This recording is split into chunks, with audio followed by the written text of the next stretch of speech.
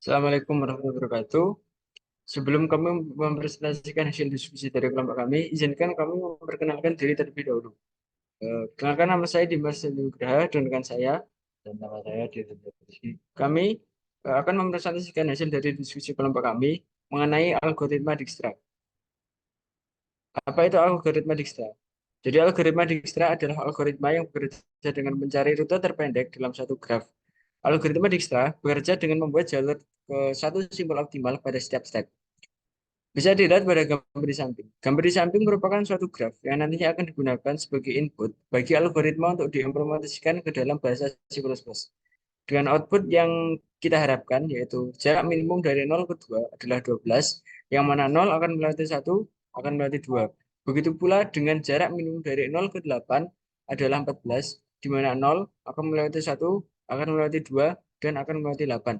Begitu pula dengan jarak minimum dari suatu titik ke titik yang lain, maka akan memiliki suatu nilai, di mana nilai tersebut akan melewati suatu titik hingga titik yang terakhir adalah suatu titik yang diharapkan sebagai finish.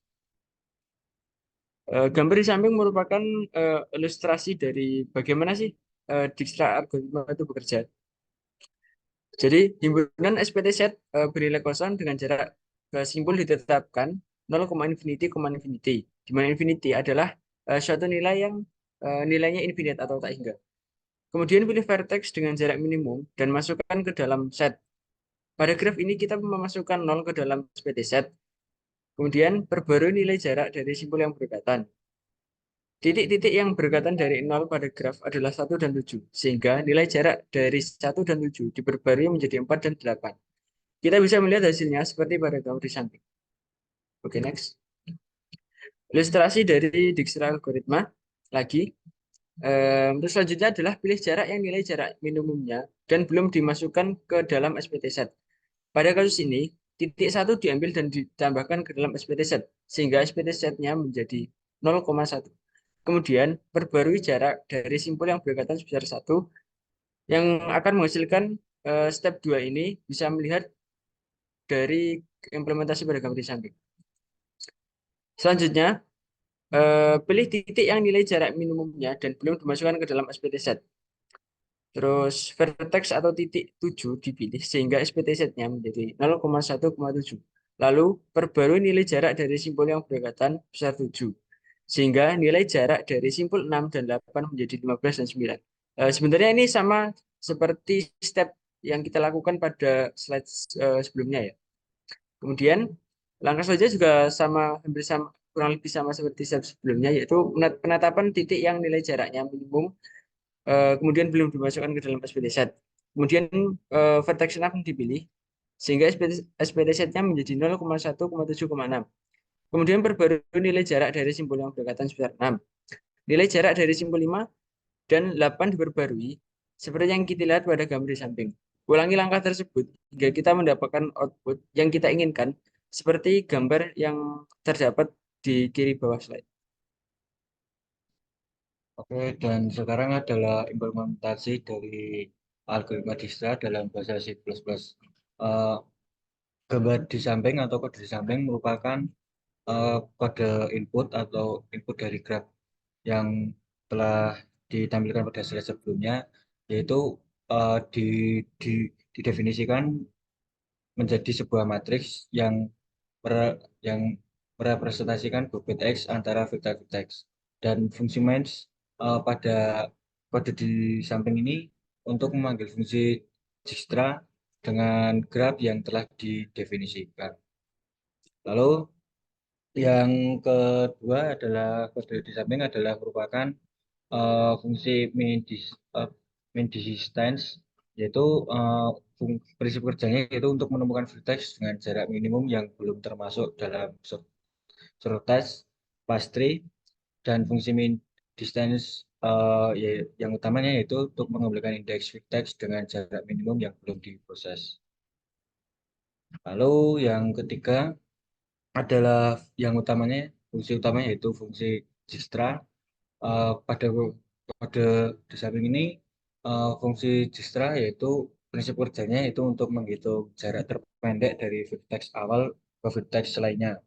Dan fungsi Dijkstra Ini berjalan dengan memilih vertex yang jaraknya minimum atau terpendek belum diproses dan mengupdate jaraknya jika terdapat jarak yang belum sesuai. Lalu yang terakhir yaitu adalah fungsi mencetak dari semua fungsi-fungsi yang telah dibahas tadi, yaitu adalah fungsi print solution. Uh, Pada kode di samping ini uh, untuk mencetak jarak terpendek dari source ke setiap vertex, setiap jalur yang ditempuh dari source ke setiap vertex. Fungsi print solution yaitu kerjanya untuk mencetak jarak terpendek dari sumber atau vertex awal ke setiap jalur yang diambil untuk mencapai vertex yang dituju. Dan ini adalah merupakan codingan atau program utuhnya yang utamanya yaitu adalah pertama di library-nya. Di library kita menggunakan 4 library yang berbeda, yaitu yang paling familiar yaitu adalah IOStream yang fungsi untuk input dan output.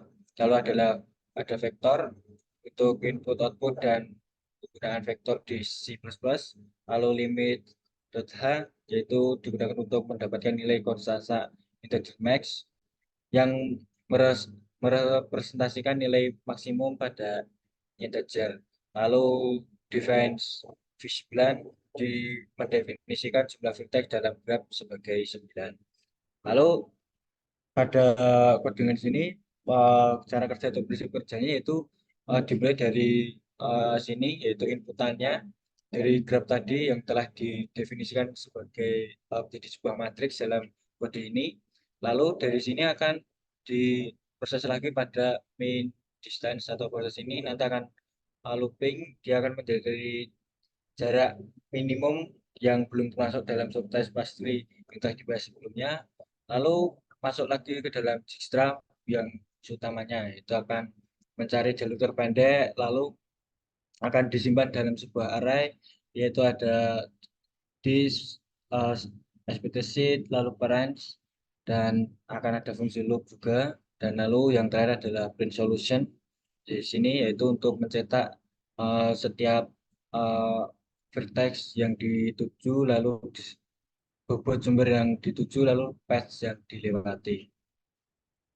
Lalu yang terakhir adalah output atau keluaran yang output keluarannya sudah sesuai dengan yang telah dibahas sebelumnya yaitu jika vertex uh, menuju apa vertex 0 menuju ke 2 maka bobotnya adalah bobot jalurnya adalah 12 lalu patch yang dilihat adalah 0 1 2 begitupun dengan vertex 0 yang dituju yang pertama kali adalah 0 ke 1 ataupun 0 ke yang vertex lainnya misal yang terakhir adalah 0 ke 8 maka bobotnya adalah 14 dan patch yang dilihat adalah 0 1 2 dan 8.